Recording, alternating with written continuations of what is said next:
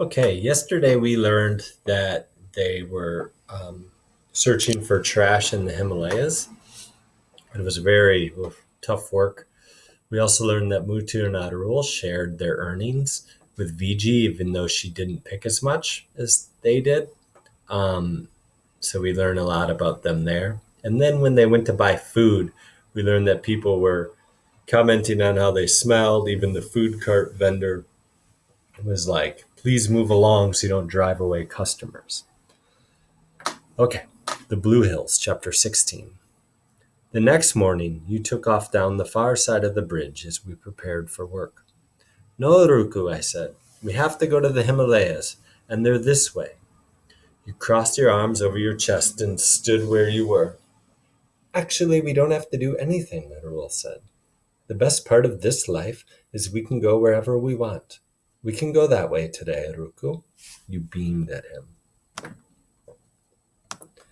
In fact, it's best not to climb the Himalayas every day, Adarul said. Even though they're huge, we need to wait until people add some new old stuff. Plus, explorers can't go to the same place all the time, Mutu added. It would get boring. We walked beyond the wide tree-lined avenues of the rich neighborhoods near the temple and the house where the gardener threw the orange at us, past smaller houses and shops where loudspeakers blared hit songs, and reached the poorest section of the city I had yet seen.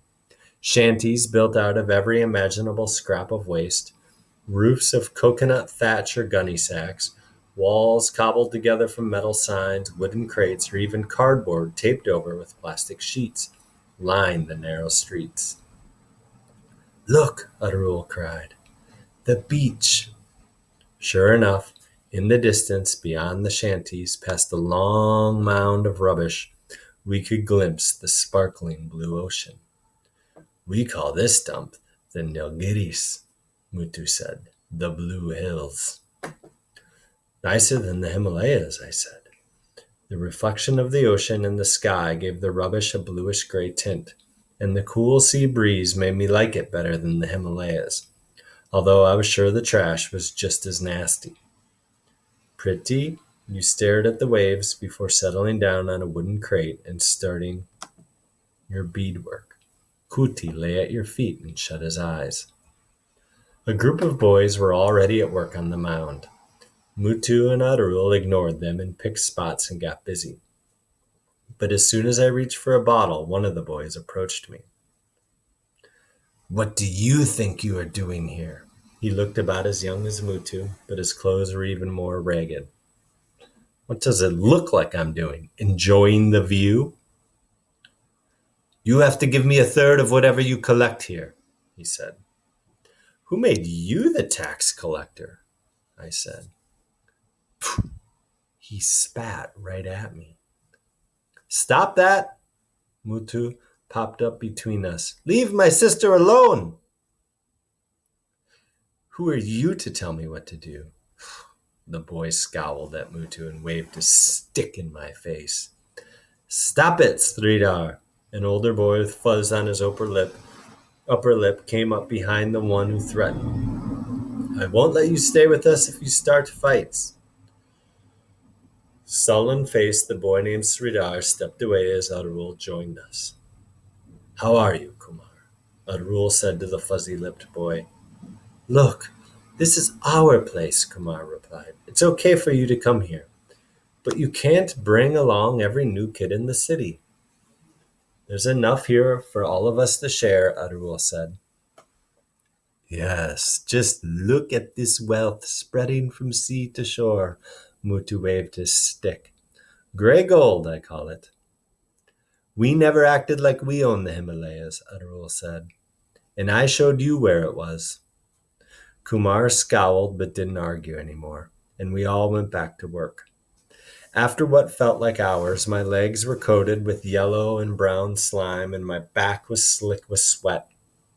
A sense of hopelessness spread in my heart like the stains spreading on my skirt, stains that would never wash out. When I looked over at you, you were asleep. Your head was slumped onto Kuti. I was worried you hadn't had enough to drink. We need to take a break, I said. Kumar's gang is still working, Muttu said.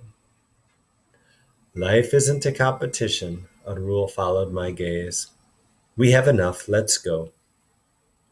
I was so glad to leave that I didn't bother to retrieve my slippers, one of which had been sucked away, the other torn off as I squelched out of the rubbish to where you sat. After all, the boys walked barefoot, and it didn't bother them.